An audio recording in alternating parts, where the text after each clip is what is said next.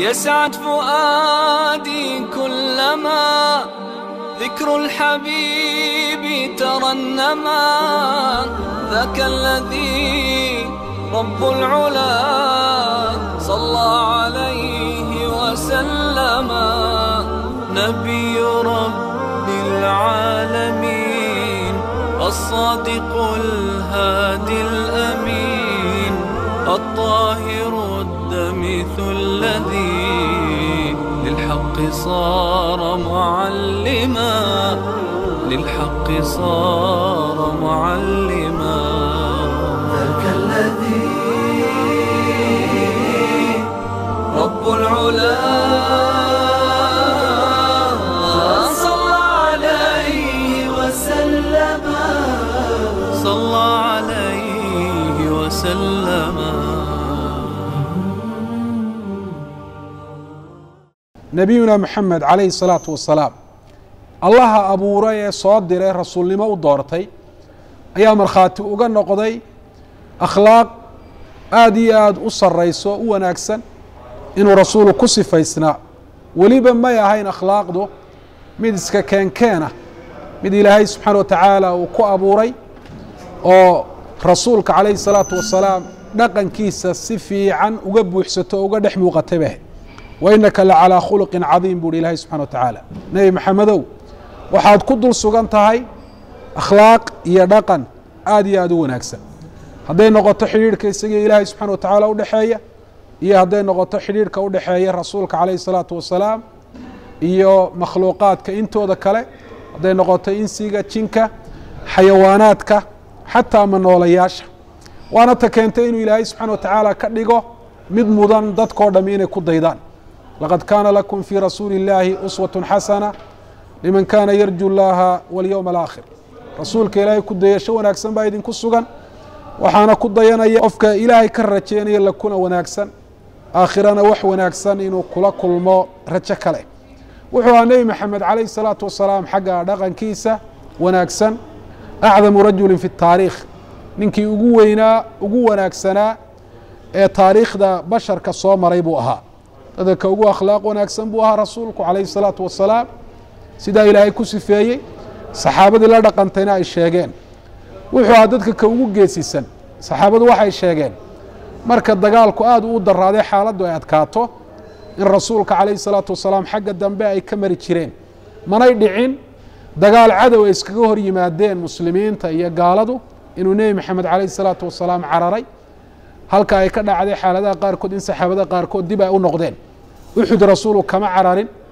dagaalkii la odhan jiray xunaynna kama cararin. rasuulku calayhi salaatu wasalaam wuxuu ahaa ashjaca annaas, dadka ka u geesisan buu ahaa. wuxuu ahaa rasuulku calayhi salaatu wasalaam dadka ka u deeqsisan, khayrkana ugu dheereeya. wuxuu ahaa nebi maxamed calayhi salaatu wasalaam dadka ka u xishoodka badan buu ahaa. waa ka xishoon jiray xumaan inuu ku hadlo ama uu sameeyo, xataa wuxuu ka xishoon jiray waxa uu dhibsanayo inuu dadka toos, waxay dhibsanayaan dadka toos inuu la waajaho. marka arrin uu dhibsanayo wejigiisay ka dareemi jireen saxaabadu ridwaan ullaahi calayhim. wuxuu rasuulku calayhi salaatu wasalaam dhibaatada loo geysanaya af iyo adinba mid u dulqaata, xataa kuwa gaaladaabuu ka dulqaatay oo markii ilaahay usoo bandhigay inuu halaago wuxuu yihi waxaan rajaynaya inuu ilaahay dhabaradooda ka soo saaro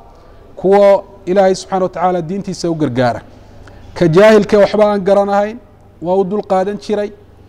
weligii nebi maxamed calayhi salaatu wasalaam inta wax la weydiistay muu odhan maya. hadduu hayana waa bixin jiray rasuulku calayhi salaatu wasalaam, haddii kalena waa aamusi jiray. wuxuu bixin jiray caطaa'a man laa yakhsha alfaqr, qofka aan faqri ka baqanahayn siduu wax u bixiyoo kale. ilaa ay dhacday nimankii reer miyiga ahaa ee xoolaha jeclaa inay isu soo tilmaameen rasuulka calayhi salaatu wasalaam. taasina sabab ay u noqotay inay islaameen oo markii dambe iimaanku qalbigooda si fiican uu u galay. rasuulku calayhi salaatu wasalaam iyadoo ilaahay uu sharfay, derajo sarana ilaahay uu siiyey, sida ilahay uhi rafacnaa laka dikrak, ilaahay rasuulnimo uu doortay, qurux iyo qaayaba ilaahay subxaana wa tacaala isugu geeyey, haddana kamuu qaadin kibir sida lagu yaqaanay in fara badanoo bani aadamka ka mid a. wuxuu aha rasuulku calayhi salaatu wasalaam mid kibirka aada iyo aada uga fog. caruurta yarna markuu soo maro waa salaami jiray siduu hi anas ibnu maalik. dadka fuqarada ee dan yartaa buu la fadhiisan jiray marka uu yimaado meel ay dad fadhiyaan rasuulka calayhi salaatu wasalaam meesha ugu fiican uga kaca lama odhan jirin cidna meel kama kicin jirin halka fadhiga iyo golaha ka bannaan ayuu fadhiisan jiray marka uu yeedho qof ee uu casuumo qofkaasi ama ha noqdo qof xora qof addoona ha noqdo rag ama dumar ha noqdo qof maalqabeena ha noqdo miskiin ha noqdo waa ka jawaabi jiray yeedhmadaas iskama kibrin jirin wuxuu booqan jiray nebi maxamed calayhi salaatu wasalaam dadka xanuunsanaya ama ha noqdaan waayeel da'yar ha noqdaan muslimiin ama gaalo ha noqdaan isagoo kuwa gaalada ah xaaladda uga faa'iidaysan jiray inuu islaamka ugu yeedho nebi maxamed calayhi salaatu wasalaam ma ahayn mid naftiisa u aargooya oo marka meel lagaga dhaco nafta awgeed u cadhooda wuxuu cadhoon jiray marka ilaahay subxaana wa tacaala xaqiisa meel lagaga dhaco ilaahayna waa u aargoyn jiray ma ahayn nebi maxamed calayhi salaatu wasalaam mid afxumo ilaahay u dheliyey afxumo mid iska keenkeenana ma ahayn mid suuqyada markuu marayo iyo meelaha dadu ku badan yihiin dhawaaqa ma ahayn mid wax caaya ama wax nacdala ma ahayn haddii xumaan lagu sameeyo xumaan kagama jawaabi jirin ilaahay baa ku yihi idfac bilatii hiya axsan ta wanaagsan kaga jawaab waa cafin jiray waana ka jeesan jiray cidda dhibta weligii gacantiisa sharafta badan kuma garaacin addoon mana garaacin mid ka mida dumarkiisii bal qofba ma garaacin rasuulku calayhi salaatu wasalaam marka laga reebo jihaad ilaahay daraaddii uu galay adduunyada bahasha la yidhaahdaa qalbiga rasuula kumay weyneyn qiimana lamay lahayn walihaada baa rasuulku calayhi salaatu wasalaam uu ku seexan jiray caw dhinaciisa ku sawiranta wuxuu adduunyada raalli kaga noqon jiray inta yara kooban barkimadiisu waxay ahayd mid ka samaysan harag waxa lagu cabeeyena uu yahay liifka waxa la yidhaahdo amaba se xigga waxaa dhici jirtay inay bila soo maraan iyadoon gurigiisa raashin lagu karin calayhi salaatu wasalaam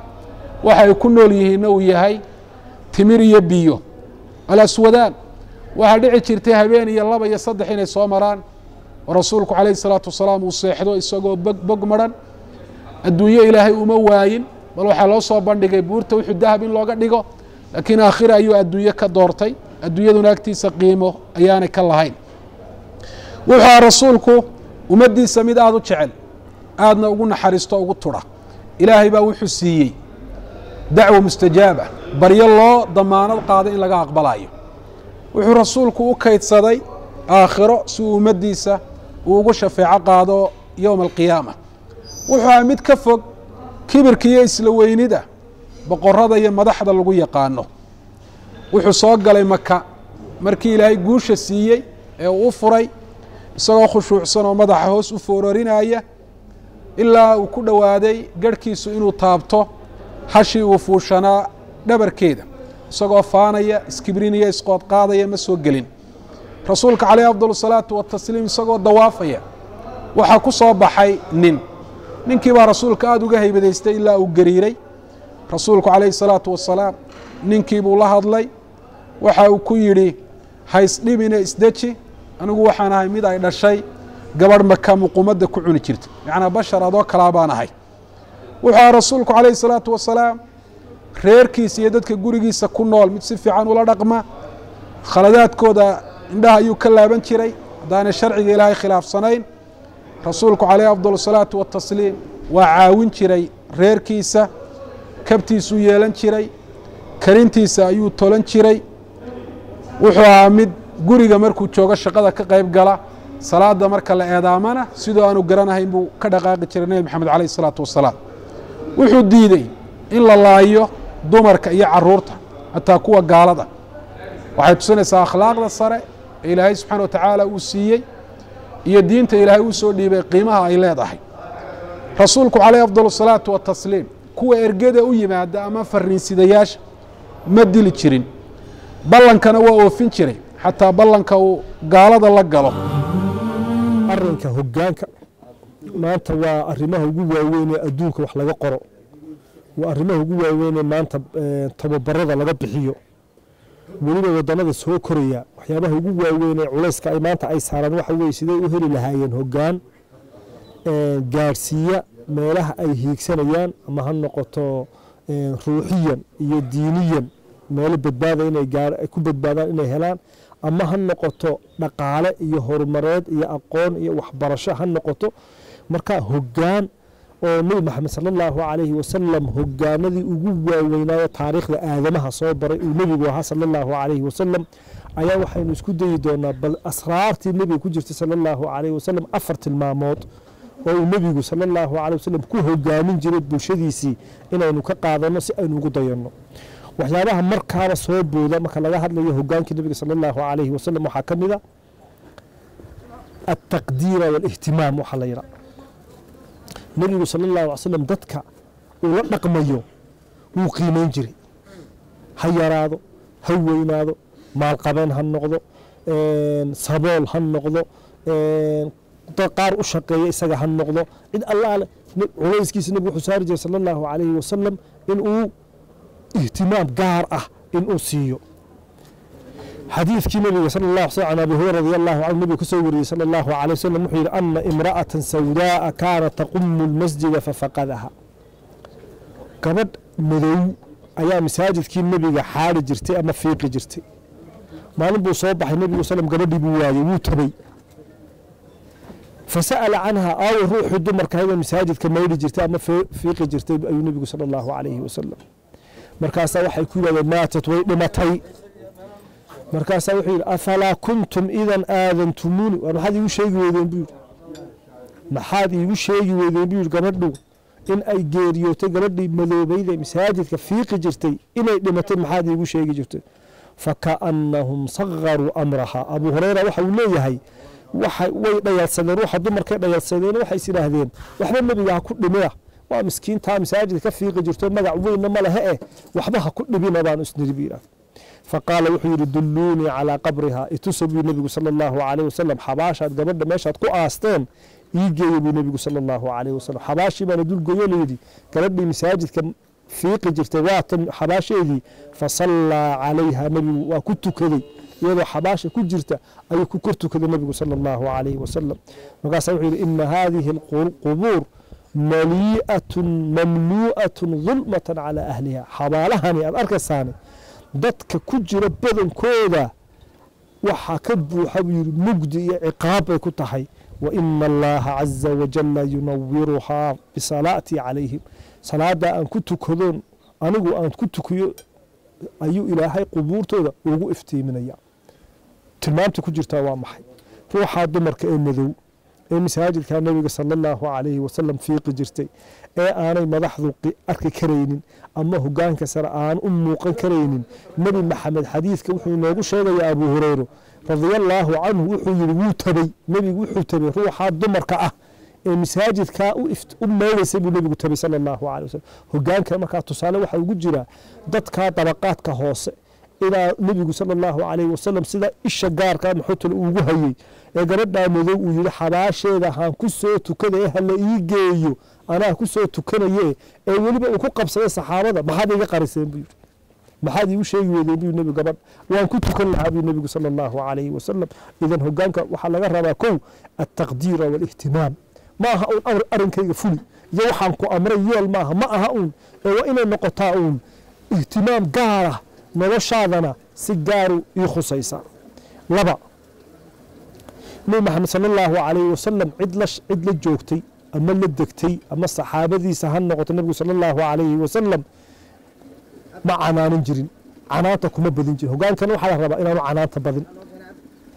can anas ibni maalik ayaa inooga warramaya wuxuu yidhi nebi maxamed 10 sanaan u shaqeeyey buu sala allahu calay 10 sano ayaan u shaqeeyey buu anas ibni maalik hooyadii sabool bay ahayd markuu nebigu soo haajiray sala allahu alay wasalam madiine uu yimid ayaa cid walba nebiga hadiyad ay u geysay anas hooyadiiba intay kaxaysay isagoo ilmo yar isagoo abay tiri yaa rasuul allahi inankaygu ha kuu shaqeeyo wax kaloo anigu aan kugu hadiyeeyo ma haye eh fa wuxuu yidhi anas 10 sanaa nebi maxamed u shaqeeyey buu sala allahu calayhi wasalam famaa qaala lii uffin qatu weligii iyo allahaybii 10kaa aan la joogay oo aan wax sameeyey weligii nebigu ima kahan ima dhibsan buu nebigu sal slam famaa sabanii walaa darabanii walaa cabasa fii wajhi xataa wejiga iima aruurin ima caayin ima canaanan gacan ima saarin weligii alle qodobka saddexaad ee rasuulullah sallallahu alayhi wasallam aan kaga dayana xagga hogaanka waxa weeye dadka wax kale iska dhaafa magacyadoodu nabigu xafidi jiray sallallahu alayhi wasallam tilmaamaha iyo laqabka ay leeyihiin laqabyada ay leeyihiin qof walba loogu naanaysta qof walba ayuu nabigu xasuusan jiray sallallahu alayhi wasallam عن عائشة رضي الله عنها وحيتري جاءت عجوز إلى النبي صلى الله عليه وسلم وهو عندي ما لم بأسلام جبودي أي أتم النبي صلى الله عليه وسلم إسوى إلى الجوغة فقال لها رسول النبي ويدي من أنت أيضا هيد بكير وكاس إسلام تتري أنا جثامة المزنية قبيل كي غير مزني إسلامتي جثامة اللي ينجري لا نحي النبي قلت المدعي كبدلي بير بل أنت حسانة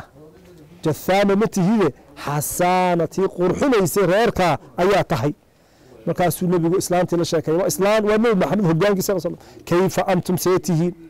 كيف حالكم حالكم يا سيدي كيف كنتم بعدنا مكي أين كلا تجن سيبوا أبن كاو كدن بيجي بخير بيتر بأبي أنت وأمي أبها إيه هذا بعضهم كفرنا يا وأنا في عنها بيتر مركي أي بحثي أي عاشي واحد يا رسول الله أتقبل على هذه العجوز إسلام تنقاد وريستي إيد وحول بويديسي إيد وقت يكب حسي أي أهيد مكاسا وحي النبي صلى الله عليه وسلم العاشاي إنها كانت تأتينا زمن خديجة حلقي خديجة أي قري النوغو إمن جرتين سو زيارة جرتي وإن حسن العهد من الإيمان ضدك إن أبال كود إلى نسيد أو أدلت قنطانا waxa uu ku yahay bi nabigu sallallahu iimaanka ayuu ka mid yahay oo muxuu leeyahay kan wuxuu islaamku hogaanku waxa rasuulullah ina baray sallallahu alayhi wasallam inaanad inta imbeer garadka ah iyo inta aqoonyahanka ah iyo inta ishu ka qabato mujtamaca inta aanad ku koobnaanay inaad u dhaadhacid mujtamaca darajaadkiisa aad u dhaadhacid dadka ku shaqeeya dadka shaqaha hoose maxay tolahaya dadka islaamaha gaboobay odayaasha gaboobay ee adduunka dooneen ee mansibka dooneen ee xilka dooneen ee waxba ka raajicinaynin inaad kuwa laftoodana cilaaqa aad la leedahay oo la kaftami kartid maalmaha kamid ah nabigu sallallahu alayhi wasallam masaajid intuu suuqa u yimid ayaa nin maxay tolayantu haka dambe ka yimid ayuu labadiisa gacmood isha ka saaray markaasuu dadkii kula kaftami yiri ayaa iga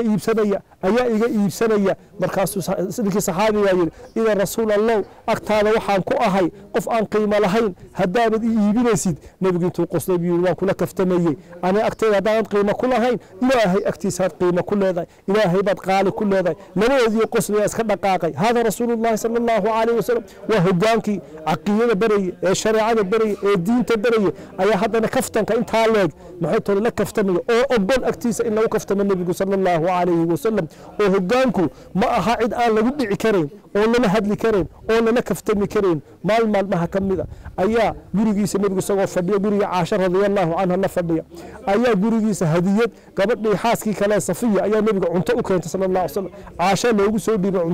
cuntadii Aisha markay استلم النبي صلى الله عليه وسلم أي عنتنا معان كذي يعرف كذي ما كسر بحي قبل كذي النبي قبل عنت ويه ناس تعاش عنتنا بقولك كل فتعاش رضي الله عنها رسول الله من حسين صلى الله عليه وسلم أنتم بحي أو بكر بلا فدية وعاشا بهذا أنتم النبي قصلي بيوري وهو يدينا هنا استوى عنتنا ناس قرب النبي صلى الله عليه وسلم هذا هو هجان ودمرنا يحاس كيس ودمرنا عرورتي محيط ودمرنا يا النبي صلى الله عليه وسلم صاقل أيو حسن يا حسيني نبرك أنت كقران أيو لبدا الدنيا لبدا الواد السوي كل جرجورنا أيو عياسين جري نعم الرحل رحلكما نعم الجمل جملكما وأنا حريص النبي صلى الله عليه وسلم وأنا حريصني هجان كم كواحد الغباء إنه الصوت أدعوه dadkiisa iyo bulshadiisa oo kula dhaqmo tawaadu kula dhaqmo oo wuxuu ahaan jiray nabiga sallallahu alayhi wasallam sida dadka saxaabadiisu markay xidhaan buu la xiran jiray lagama garan jirin waxay cunaan buu cuni jiray lagama garan jirin waxa ay koraan fardaha ayuu la kori jiray tilmaamo gaar oo kaga duwanaa ma lahayn nabigu sallallahu alayhi wasallam afar tilmaanta labaad ee hogaankii nabiga laga qaadanay waxay ahayd al-hiwaar wal istimaac wuxuu nabigu ogolaa in lala doodo aadna waxa uu dhageysan jiray sallallahu alayhi wasallam waxyaabaha ugu adeega zamanka waxa kamid ah inaad heshid cid ku dhageysata in lagu dhegaysto baahidaada oo dhan laga marka aad sheegatid jawaab maxay laga bixiyo عن أبي أمامة وحيوري إن يرى النبي صلى الله عليه وسلم يا رسول الله بيوري إذن لي بالزنا فسح بي الزنا ذلك صحابة ذي بقى قيلي مه ولي هذين وحي ولي هذين وين ما حدكوا هذا الشيء ما ذي النبي محمد للزنا ذي فسح حاب رسول الله ونبا أنت كلوان قاتل لكن زنا ذا متجوجين كرو قبلها إسكما قبل كرو سكي فسح نبي محمد صلى الله عليه وسلم ودنه وريسو دو بيوري إيه كالي بيوري فدنا منه قريبا أكتيسو سو فريس بيوري مقاسا وحو كيري أتحبه لأمك هو ذا مو أقشها إنه قفك للزينيستو قال الله والله جعلني الله في ذاك إلى هاي قد لك كيك وبدبادي الله هاي هو ذا إنه تابتو الله مجعلي مركز النبي صلى الله عليه وسلم قفنا مجعل إن هو يذي للزينيستو قفك استباه qofna ma ogolo sida adigu baa adu ogolay in hooyada la zinaysto qofna ma og magaca nabigu wuxuu ku yiri afatardaahu libnatik inantaada illa la tunto ma ogoshahay maybu abadan qofna ma jeclo biyo inantiisa in la tunto magaca wuxuu ku yiri atardaahu li ammatik eedada ma ogoshahay in la zinaysto maybu yiri ma ogolo biyo eedadii la zinaysto magaca wuxuu ku yiri khabar yartaa ما قش هاي لا تنتهي للزينيستو حبيرتي ميبي ننا ما جعلوا بيه هذا إن حبيرتي لا تم مركو سي ولي بالنبي أنت مركو ضاضي وسؤال ويدي وكجواب وسؤال يحيري فوضع يده عليه لابت النبي وقعنته أسار صلى الله عليه وسلم ما قال اللهم اغفر ذنبه إله ذنبه سنعف وطهر قلبه سنعاف ماضي وحصن فرجه سنحمها كقبه فلم يكن بعد ذلك الفتى يلتفت إلى شيء حمبه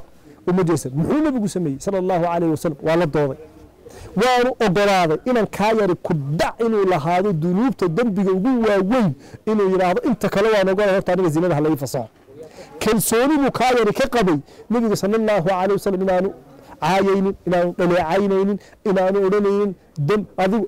ka dhageysan nabiga waxaan hogaanka waxa laga rabaa marka inay dhalinyarada iyo da'yarta laga dhageysto loo dhaadhaco dhalinyaradu baahiyo gaar ah leedahay ninka dhalinyaradu baahidiisii buu ka hadlay caqiido ma diidin شريعة مديد لكن شهوة كأسنة جبيسة إذا أنو أتكيسن كريم أيش لا فصح كقاضي أديك تطلع ليس هلا جوسيو رسول الله كانوا كسر مري ما تروح على رمك هجان كديمت هجان كسر إن يقول اللي يروي باهية جار أي ليه هنا إلا بعد الله ورستو وحجوبية وحكرك كهية وتهريبيا محي ويا عيان ببعثة حيستها محي تاي وحيد باهية إن القرء اللي هو وعدينه إلا بعد الله لصاحبه ولا جد النبي صلى الله عليه وسلم قلنا كوجد بيئة المامي هو كان النبي صلى الله عليه وسلم وحوي الابتسامة الصادقة وجهك إن تكون مبتد وعادات كنجتد قصل يقول عبين لكن رنح محرك أو رنح قلنا يمكن بيزنس مان كيه جناسيو الماركتينج كدتك وحدقة بلاستيك سمال بيرو استعماله بلاستيك سمال وحاجة يكون هذا قصل بين سكن تاسمه منافق نمو وده ألابت تكون يبينسها جناسي تكون يبينسها مي تي رسول الله والابتسامة الصادقة وبنت هذا هوس ووحل يوجهه وحو مرايد يا قلبي سبحان الله وجهه مرآة القلب قلت هذا سيت وجهه وجه عبوسك وجهه الأروريو إندو عسيه حدود البرسيد موضوع بيه هو ما أنت محطه إلا سودلي قلبك محطه لك بكى وجهنا وجه عافي ماذا كفتمية عند الله على عندي هرت ماذا وجه حتى وحدها دارتي وتبسمك في وجه أخيك صدقة هداد وحوه يديد ويالك هداد وحوه يديد إن أتسيسد وجهك أفر وجه فرن يكلمد ولا أكثر كل النبي صلى الله عليه وسلم وهجانك يا الله يرضى الابتسامة الصادقة وقفكو مركو دينت إلهي وبرتو دليل وهنون ساس وكله أيه أرجع قفك دليل موضية حد بأنتو إسك عريسيو أما وجهك أروريو إنه دينت كل جيهاي صح ما حاسو كاني ولادني ملا يدين تيم حاسو كاني وجه عبوس لما أرمو إسقابنا يملا رسول الله صلى الله عليه وسلم عن جرير ابن عبد الله البجلي رضي الله عنه حيري لا الله ما وحي النبي صلى الله عليه وسلم ما نبي كبير ما لنتها صوم مسلم بيري إلا ما تبي مركزتو النبي أركبوا يري ilaa tabasama fii wajhi mar kastuu nebiga aan ka soo horbaxa buu nebigu waa ii dhoola caddayn jiray nebigu sala allahu calayhi wasalam walaqad kuntu waxaan ahaa buu fardafuul fiican ma ahayna faraska waan ka dhici jiray buu caado ilaahay buu ii beriye wuxuu yidhi allaahuma thabbithu cala alkhayli ilaahay waanu fardaha ka sii siiban fardaan aad uga taana waa weligay nebi maxamed sala allahu alay wasallam markuu iga soo horbaxo waa ii qosli jiray buu nebigu sala allahu calayhi wasallam tabassumuka fii wajhi akhiika sadaqa oo qofka hoggaanka ah ama iskuul ha joogo ama malcaamad ama jaamacad ama gurigiisa ama shirkad weyn ama hoggaanka sare siyaasiga ha joogay waxaa laga rabaa inuu dad dhoola caddayn kaftan ah oo laakiin saadiq ah oo lagula soo dhici karo qofku muxuu inuu lahaado يسعد فؤادي كلما ذكر الحبيب ترنما ذاك الذي رب العلا صلى عليه وسلم نبي رب العالمين الصادق الهادي الأمين الطاهر الدمث الذي للحق صار معلما للحق صار معلما ذاك الذي رب العلا